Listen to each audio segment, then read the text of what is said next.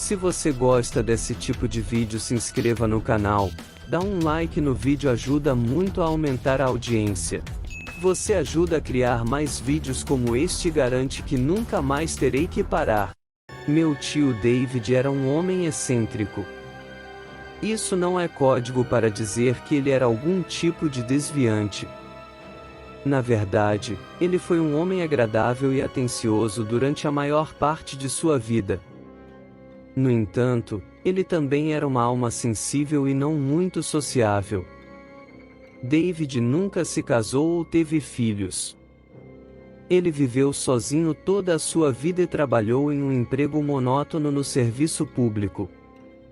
Sim, David era definitivamente um introvertido e pode estar no espectro, mas ele se manteve reservado e se entregou a seus hobbies incomuns, alguns dos quais se tornaram obsessões. Acho que foi por isso que ele comprou a Vila Modelo. Para aqueles que não estão familiarizados com o conceito, um modelo ou vila em miniatura é uma atração intimamente associada ao campo inglês, embora existam poucos no século XXI. Alguns datam do século XIX, mas sua popularidade atingiu o pico entre as décadas de 1930 e 1950. Essencialmente, são maquetes ao ar livre transformadas em exposições muito detalhadas que reproduzem cidades ou vilarejos, contendo desde miniaturas de igrejas, casas, ferrovias, canais e parques, e figuras representando pessoas pequenas, homens, mulheres, crianças e até animais de estimação. O nível de detalhe é impressionante e há uma sensação pitoresca e quase mágica nessas atrações. Mas é claro que, como tantas outras coisas, as vilas modelo perderam muito de seu apelo na era digital moderna, incapazes de competir com atividades e locais de lazer mais contemporâneos. Os poucos que permanecem mantêm seu charme e apelo por excelência, mas seu auge já se foi. Tio David não poderia ter previsto essa tendência quando comprou sua própria Vila Modelo no início dos anos 1990, embora eu duvide que isso tivesse impedido, já que ele nunca considerou a atração um empreendimento financeiro. Não vou dizer a localização da aldeia do tio David. Ele não existe mais, mas não posso garantir que seu antigo local seja seguro ou que o mal que antes habitava lá tenha desaparecido. Vou descrevê-lo para você, no entanto.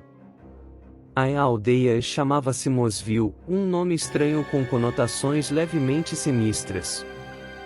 Este era o título com o qual a atração veio quando David a comprou, e ele insistiu que o nome não mudaria. Afinal, ele era um defensor da tradição. Mosville foi construído em uma escala de 1 a 72 e continha a maioria das características que se esperaria encontrar em uma vila tradicional inglesa por volta do final do século XIX ou início do século XX. A rua principal consistia em uma igreja com campanário, uma anglicana, é claro, uma elegante prefeitura com um telhado de cúpula de cobre e uma escola com grandes janelas de vidro. A rua também continha várias vitrines arrumadas, um açougue, uma mercearia, um pub de vila, um banco e um correio, o tipo de pequenas empresas que estão desaparecendo lentamente no mundo real. Fora da rua principal ficavam as casas e casas, uma mistura de chalés pitorescos e moradias georgianas. O detalhe era surpreendente, até os minúsculos canteiros de flores nos jardins cercados por cercas brancas. A casa senhorial estava localizada na periferia da aldeia perto do riacho propositalmente construído que cortava o falso campo. A casa tinha 4 andares com vitrais e torres. Os terrenos ao redor foram meticulosamente projetados e mantidos, com uma avenida arborizada que conduzia aos portões da frente. Mais adiante, ao longo do rio, havia um moinho de vento em funcionamento, mais no design holandês do que no inglês, mas ainda de acordo com o ambiente da atração. A característica final digna de nota foi a estação ferroviária ao sul da vila, Uma longa plataforma e uma estação de tijolos vermelhos com uma velha locomotiva a vapor que ficava permanentemente nos trilhos, seus vagões adjacentes divididos em primeira, segunda e terceira classe. E havia as estatuetas, os minúsculos e aldeões que povoavam Mosville. Cada um era único e tinha seus próprios nomes com base em seus papéis e empregos: senhora da mansão, açougueiro, vigário, esposa do dono da mercearia, condutor do trem. Todos pareciam ser pessoas felizes cuidando de seus afazeres diários. Tudo estava bem organizado e tranquilo em Mosville, pois representava um oásis de tranquilidade em um mundo caótico. Ou, pelo menos, é o que costumávamos acreditar. Como você provavelmente pode dizer, eu costumava passar muito tempo em Mosville. Meus pais traziam eu e minha irmã para lá regularmente quando éramos jovens e antes de mamãe e papai se divorciarem, e eu me lembro de como era um lugar mágico para visitar quando criança. Meu tio sempre ficava feliz em nos ver e compartilhar sua aldeia conosco, contando a minha irmã e a mim as histórias por trás de cada edifício, característica e estatueta. Ele foi rigoroso, no entanto, nos alertando para nunca mexer com sua amada vila. Lembro-me de uma vez em que acidentalmente danificamos o telhado da igreja enquanto tocávamos, e David ficou furioso conosco. Sua reação foi assustadora e acho que não entendemos por que ele estava tão obcecado com sua aldeia. Infelizmente, David era um homem com muitos problemas. Mas a vida seguiu em frente. Minha irmã e eu crescemos e paramos de visitar Mosville e meu tio. Eu me sinto mal com isso agora, mas eu era um adolescente instável e cheio de hormônios e o último lugar que eu queria era uma velha e chata vila modelo. Infelizmente, o estado mental do tio David só piorou nos anos que se seguiram. Ele se aposentou precocemente de seu emprego e ficou ainda mais obcecado em construir e manter a Mosville. Por um tempo, ele o administrou como uma atração familiar, cobrando uma pequena taxa de entrada para as famílias visitarem nos fins de semana e feriados. Mas eventualmente ele se cansou desses visitantes e de seus modos perturbadores, optando por fechar Mosville ao público e torná-la seu refúgio particular. Nos anos que se seguiram, David tornou-se totalmente recluso, cortando laços com a maior parte de sua família e os poucos amigos que tinha. Minha mãe ainda visitava ocasionalmente, principalmente para verificar se seu irmão ainda estava vivo, mas ela geralmente recebia uma recepção fria. Não sei o que aconteceu com David que o fez desligar-se do mundo exterior e ficar completamente absorto em seu hobby quase infantil. Talvez ele tenha sofrido uma tragédia pessoal ou desgosto que não sabíamos, ou talvez ele simplesmente não conseguisse lidar com o estresse e as pressões do mundo. De qualquer forma, temo que sua vida estivesse destinada a terminar tragicamente. Então, deixe-me contar sobre o verão de 2001. Minha mãe não via o irmão há cerca de 2 semanas. Ela telefonava regularmente, mas meu tio raramente atendia ou ligava de volta. Um dia ela desceu à casa dele e não obteve resposta quando tocou a campainha, ou mesmo quando bateu na porta repetidamente com força. Preocupada, ela usou sua chave reserva para entrar na casa de David, mas descobriu que ele não estava em casa. Os alarmes começaram a soar neste ponto, já que David raramente ou nunca saía, mas mamãe não entrou em pânico ainda. Ela começou a ficar realmente preocupada quando dirigiu até o local de Mosville e encontrou a oficina de David vazia e nenhum sinal dele na aldeia. Não apenas isso, mas o local estava uma bagunça, com prédios em miniatura destruídos e estatuetas quebradas e espalhadas por todo o concreto e grama. Mamãe sabia o quanto Mosville significava para seu irmão e ela só podia imaginar o impacto que esse ato de destruição arbitrária teria em seu estado mental. Nesse ponto, ela entrou em pânico e ligou para a polícia, mas eles só conseguiram registrar o desaparecimento de uma pessoa 72 horas depois. Este prazo passou e o relatório foi processado, mas nenhuma informação foi fornecida. Mamãe telefonava para a polícia diariamente até que eles parassem de retornar suas ligações, e então ela começou sua própria busca, obtendo histórias publicadas na imprensa local, postando sinais de desaparecimento em todo o interior e iniciando um site solicitando informações, já que isso foi antes da mídia social ser uma coisa importante. Ela trabalhou tanto por tanto tempo, mas nunca conseguiu nenhuma pista sólida. Foi doloroso para nós ver como a busca infrutífera consumia minha mãe. Ela sempre se sentiu responsável pelo desaparecimento do irmão, achando que deveria ter cuidado melhor dele. Dissemos a ela constantemente que ela não era a culpada, que ele era um homem adulto que tomava suas próprias decisões, mas não adiantou. Nossa mãe manteve a fé por anos, ainda acreditando que David apareceria um dia. No entanto, eu não compartilhava de sua crença. Meu tio estava sempre perturbado e eu temia que ele tivesse ido para algum lugar tranquilo para acabar com sua vida. Talvez seu corpo tenha sido arrastado para o mar e por isso nunca foi encontrado. Acho que toda a família compartilhou minha teoria, mas nunca falamos sobre isso e nunca dissemos à mamãe o que pensávamos. Teria partido seu coração. De qualquer forma, a busca passou do frio ao congelamento e depois de 7 longos anos meu tio foi declarado legalmente morto. Este triste marco quebrou minha mãe. Ela seguiu sua vida, estando presente para sua família, filhos e netos, mas uma grande parte dela morreu junto com seu irmão, e ela nunca se recuperou da tragédia.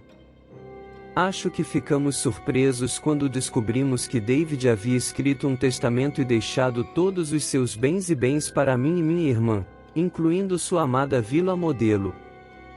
Minha irmã tinha acabado de ter um recém-nascido e não tinha tempo para lidar com essa bagunça, e eu não podia pedir ajuda à nossa mãe porque ainda estava muito cru para ela. Então, assumi a tarefa de lidar com a propriedade do meu falecido tio. O plano era vender tudo e dividir o dinheiro. Realmente não havia outra opção prática.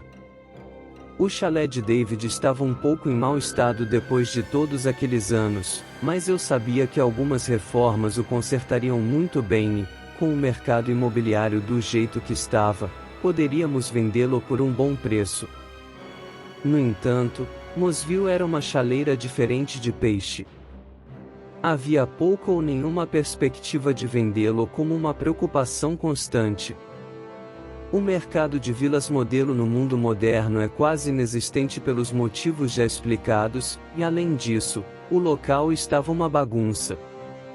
Minha melhor aposta era vender o terreno para desenvolvimento, mas primeiro eu precisava avaliar o local, com a devida consideração dada à permissão de planejamento e outras questões. Fiz minha visita inicial para obter a configuração do terreno. Admito que senti apreensão no caminho até o local de Mosville, pois todas as velhas memórias voltaram à tona. Passamos bons momentos lá durante nossa infância, mas eu sempre me lembrava de como o tio David se enfureceu conosco quando acidentalmente danificamos o telhado da igreja, e a terrível tristeza que minha mãe carregou com ela após seu desaparecimento. Infelizmente, meu humor só piorou quando cheguei ao local. Os dias de glória de Mosville claramente já se foram. As ruas, casas e estatuetas antes imaculadamente mantidas agora eram uma bagunça terrível. Tudo foi destruído ou desgastado por anos de exposição aos elementos. A vila foi cercada, mas os vândalos entraram de qualquer maneira, pichando o local e aumentando a destruição. Admito que fiquei com lágrimas nos olhos enquanto examinava os danos.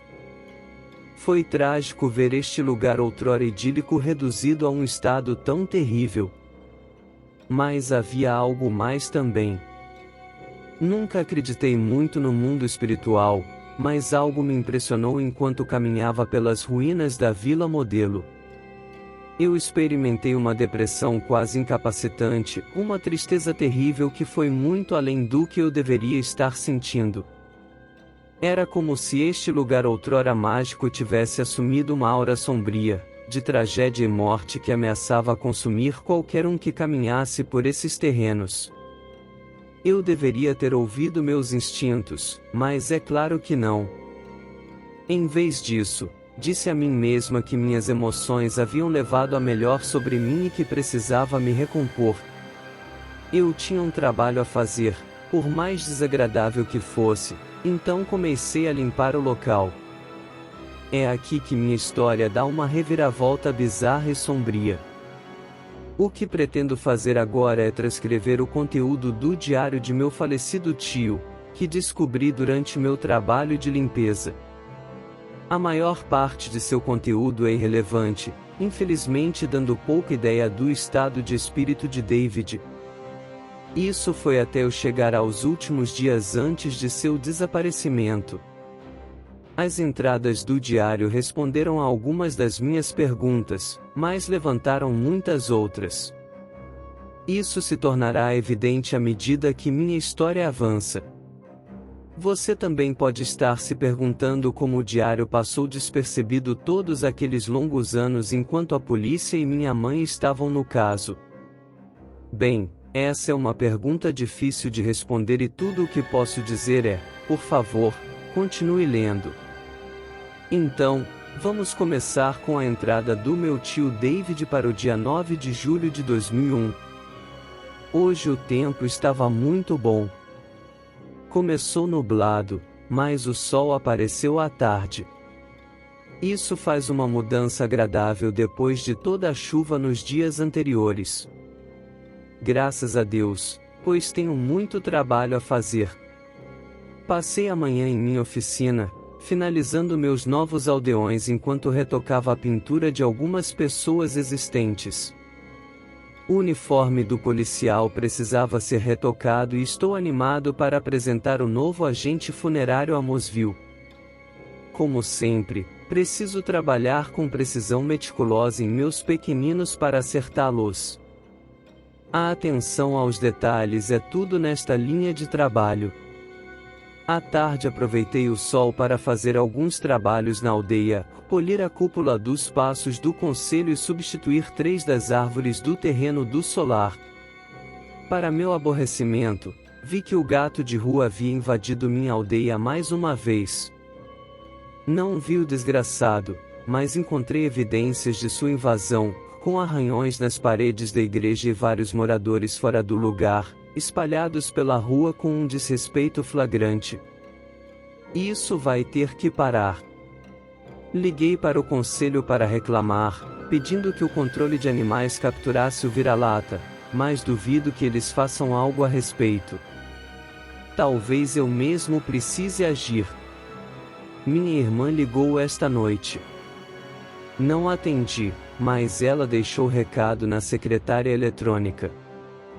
Isso só aumentou o meu aborrecimento.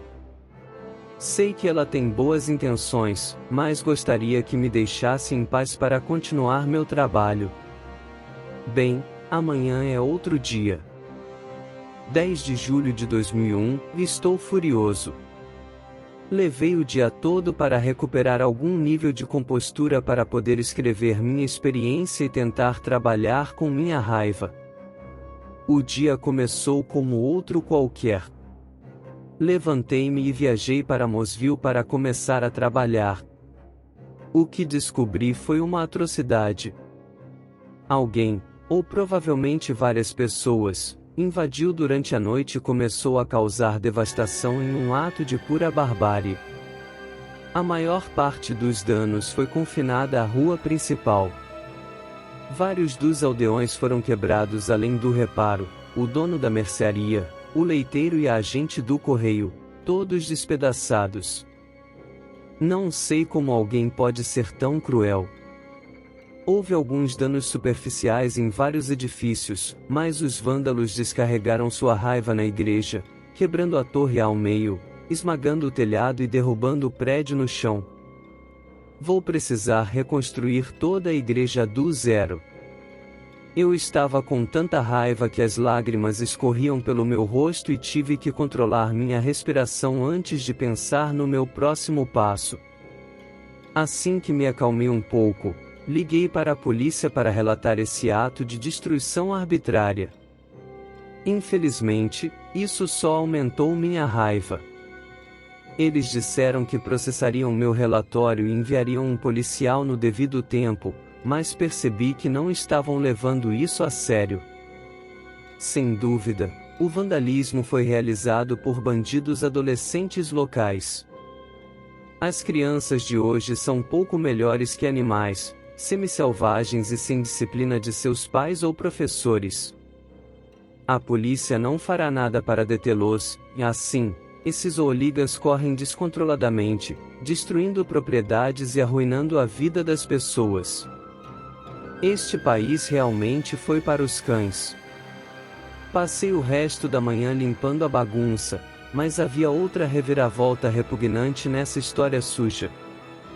Quase não percebi no começo, escondido como estava nos fundos da igreja destruída. Quando o vi, meu coração congelou por um segundo e acredito ter sofrido um momento de terror genuíno.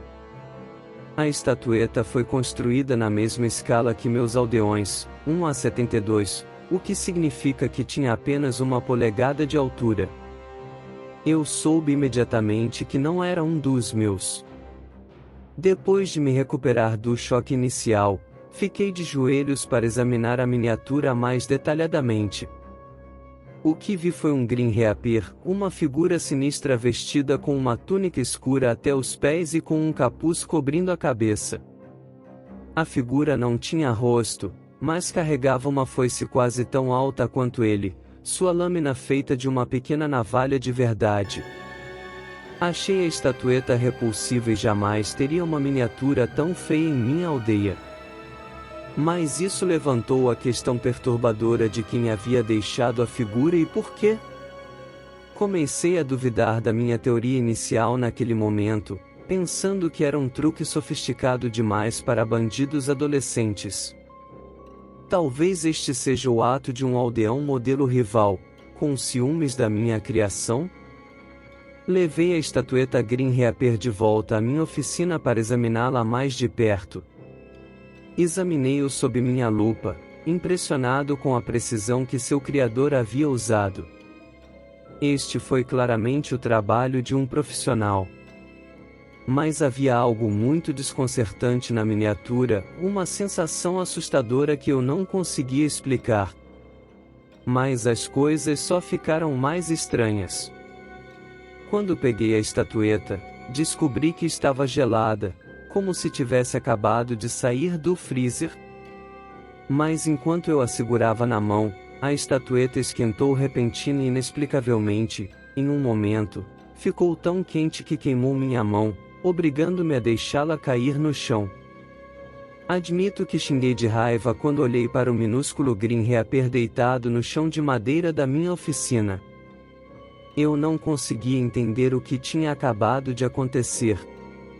Isso era algum tipo de nova tecnologia? Admito de bom grado que sou um ludita, então suponho que seja possível. Eu deveria ter mantido a figura como evidência, mas em minha raiva agi com pressa, usando um alicate para pegar a miniatura em brasa e jogá-la na fornalha, observando com uma satisfação sombria enquanto ela queimava em cinzas. É hora de dormir agora, mas ainda estou com raiva e confusa, então duvido que consiga dormir muito esta noite. Em todo caso, voltarei a Mosville logo pela manhã. Eu rezo para que este incidente feio seja único e eu possa colocá-lo para trás. 11 de julho de 2001, os invasores retornaram durante a noite. Foi ingênuo da minha parte pensar que não. Estou com raiva, mas também, profundamente inquieto. Deixe-me tentar explicar o que aconteceu. Cheguei a Mosville pouco depois do amanhecer e fui trabalhar na reconstrução da igreja. A princípio, não parecia haver nenhum dano adicional, mas depois notei que vários aldeões estavam desaparecidos. O dono do bar, a professora, o bombeiro, a enfermeira e o prefeito tinham ido embora. Eu procurei freneticamente pelos meus pequeninos, esperando desesperadamente que eu simplesmente os tivesse perdido. Não consegui encontrar seus corpos, mas encontrei as cabeças. Sim, mal posso acreditar que estou escrevendo isso, mas foi o que encontrei: 5 minúsculas cabeças decepadas, todas cuidadosamente empaladas nas grades em frente à prefeitura, formando uma exibição doentia e macabra. Eu mal podia acreditar em meus olhos. Fiquei horrorizado, enojado e também surpreso. O esforço que deve ter sido necessário para remover os cabeçotes dos modelos de 1 polegada e montá-los em grades de apenas alguns milímetros de espessura quase desafiava a crença. Lutei para respirar enquanto examinava a cena, mas então eu vi a miniatura do Grim Reaper, aquela figura odiosa, estava parada ali no meio da rua principal. Era como se estivesse zombando de mim. Não poderia ser o mesmo modelo do dia anterior. Eu assisti-lo queimar, pelo amor de Deus. Olhei para o ceifador por um momento antes de perceber que quem estava fazendo isso deve ter feito várias cópias da estatueta para confundir minha cabeça.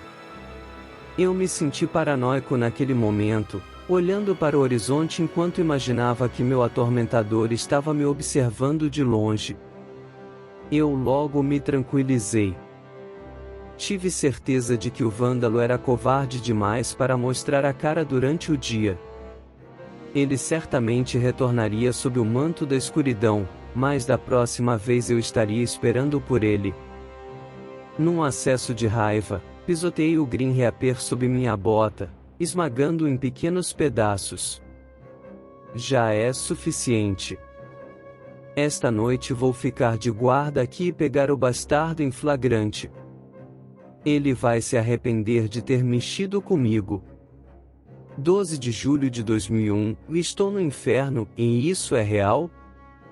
Eu não entendo e estou com tanto medo. Adormeci em algum momento durante a noite, deitado na grama ao lado de minha preciosa aldeia. Não era minha intenção fazer isso, mas eu estava tão cansado. Quando acordei, percebi instantaneamente que algo não estava certo. Parece um pesadelo, mas de alguma forma é real. A grama sobre a qual eu dormia agora era tão alta quanto eu. Olhei espantado para as lâminas e depois para a lama sob meus pés. Confuso, cambaleei para a frente, abrindo caminho pela grama alta e esperando em vão que houvesse algum tipo de explicação lógica.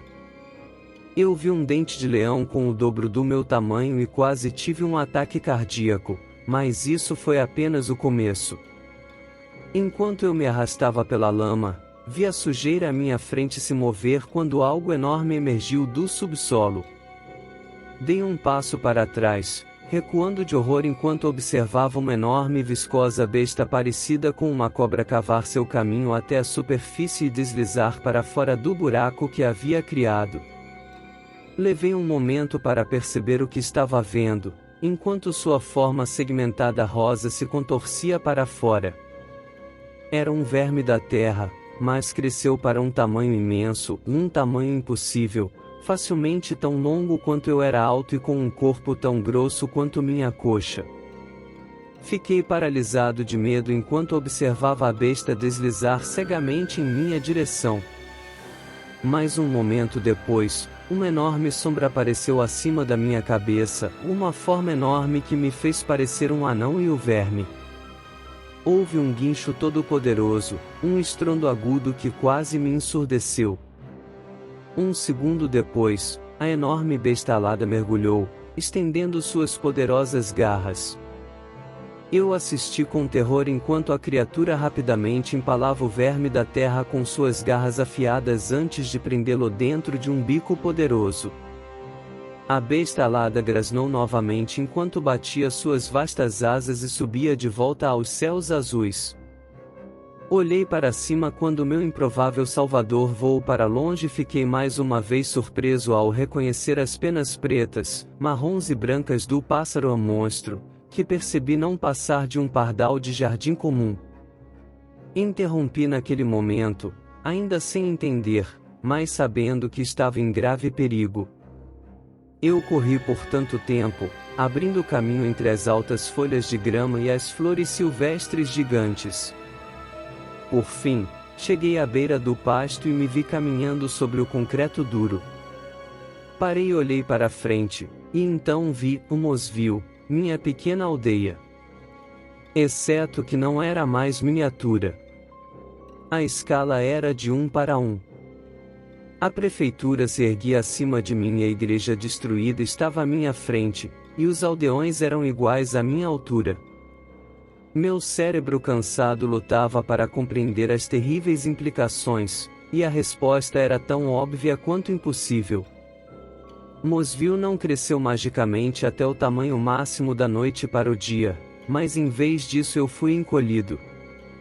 Inexplicavelmente, eu tinha apenas 1 centímetro de altura, presa potencial de insetos e pequenos pássaros e com nada além das roupas nas costas e o diário que carregava comigo, que também foi reduzido a um tamanho proporcionalmente pequeno. Além do mais, eu estava preso em minha própria criação, um residente de minha vila em miniatura e totalmente isolado do mundo real. Tentei controlar meu pânico enquanto caminhava lentamente pela rua principal que construí e mantive com tanto cuidado durante todos esses anos. Eu certamente estava assustado com esse desenvolvimento inexplicável, mas também feliz por ver meu amado Mosville de uma maneira que nunca pensei ser possível em meus sonhos mais loucos. Mas meu fascínio juvenil não durou, pois logo tive uma nova ameaça com a qual lidar. Eu ouvi um som familiar, um assobio nojento amplificado 100 vezes. Quando olhei para cima, vi a besta, um leviatã para mim em minha forma reduzida. Era o gato preto, o vira-lata que me causou problemas nas últimas semanas.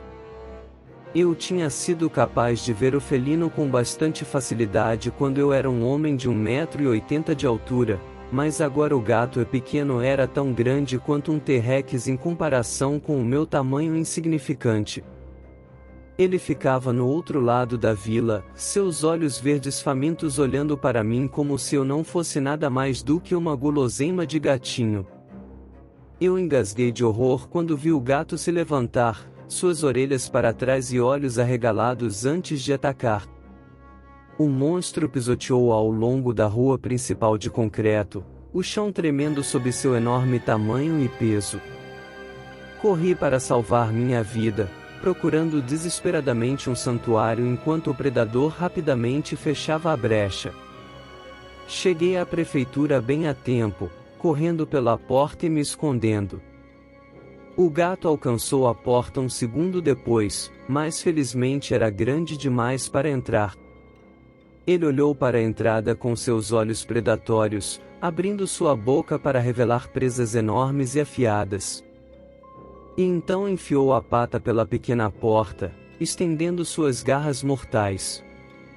Eu gritei, recuando para a parede oposta e o mais longe possível do ataque de garras. Felizmente, eu estava fora do alcance do predador e permaneci relativamente seguro dentro da estrutura. O gato continuou sua tentativa de invasão, mas felizmente sem sucesso. Eu esperava que ele desistisse e procurasse uma presa alternativa, mas em vez disso a fera se deitou na rua principal, olhando para a prefeitura enquanto esperava pacientemente que eu saísse. É como se o gato tivesse uma vingança pessoal contra mim e não desistisse até que eu estivesse em sua barriga. Eu permaneci preso dentro da prefeitura enquanto escrevo isso, sem comida, água ou qualquer perspectiva de resgate. Estou sozinho e com medo, E não sei como vou sair dessa inteira. 12 de julho de 2001, tarde, o gato saiu logo após o anoitecer. Na verdade, não saiu tanto quanto fugiu. Eu ouvi um miado estridente antes que a fera disparasse em alta velocidade, sacudindo o chão sob suas patas.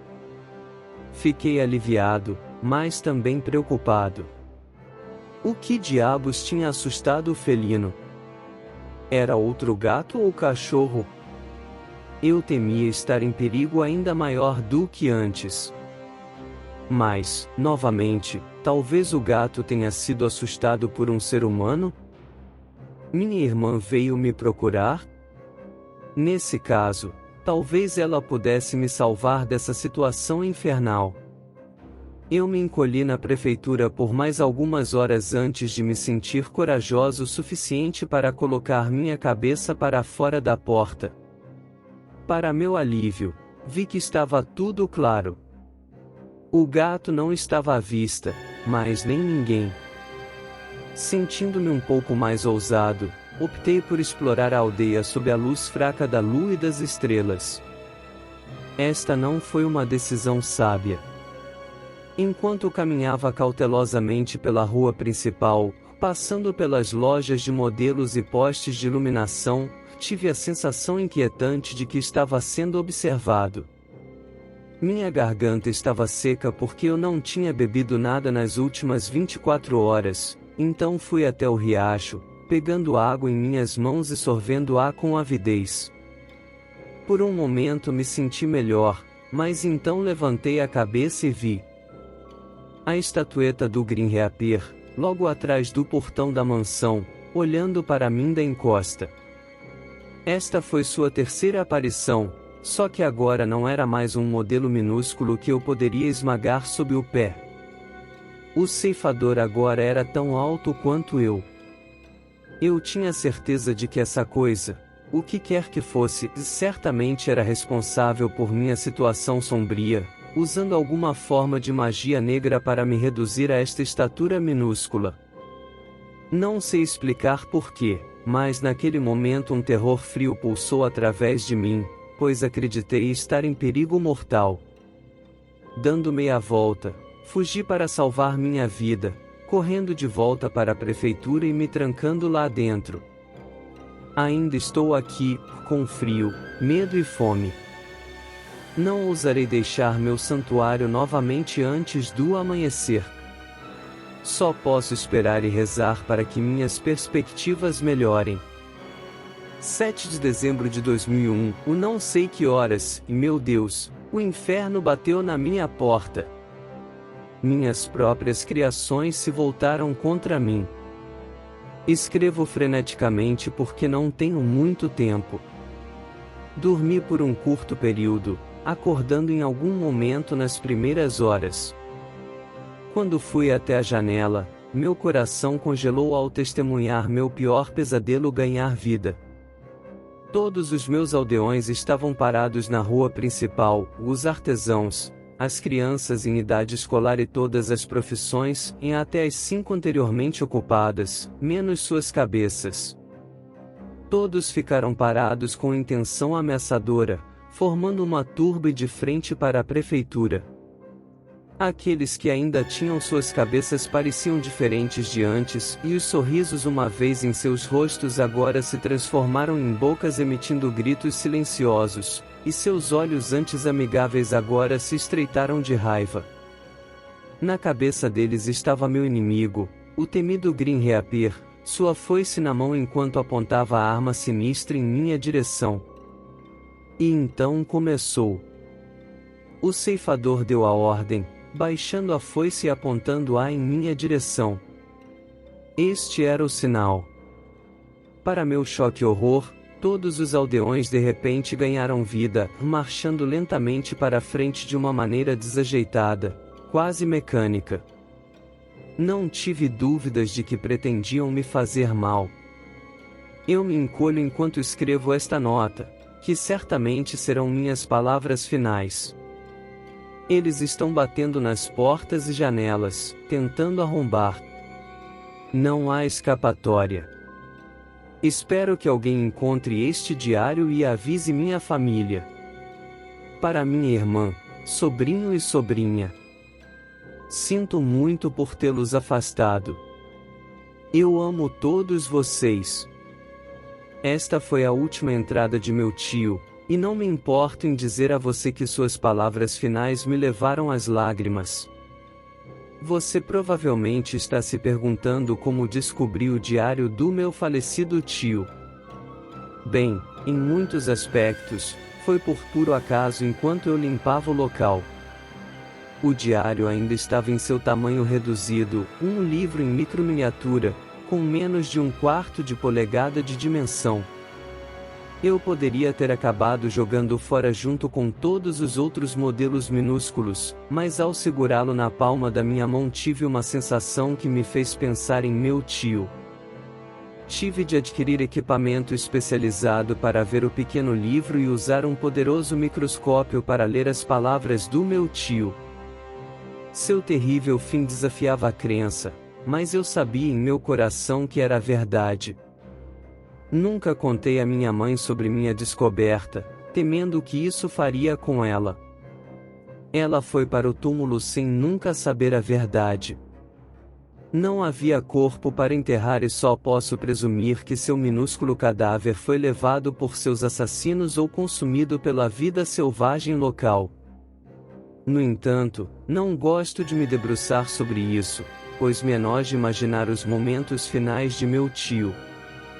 Quanto a Mosville, mandei demolir completamente e vendi o terreno.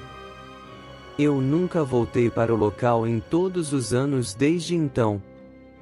Não posso deixar de sentir que essa tragédia bizarra não teria acontecido se David tivesse mantido contato com sua família.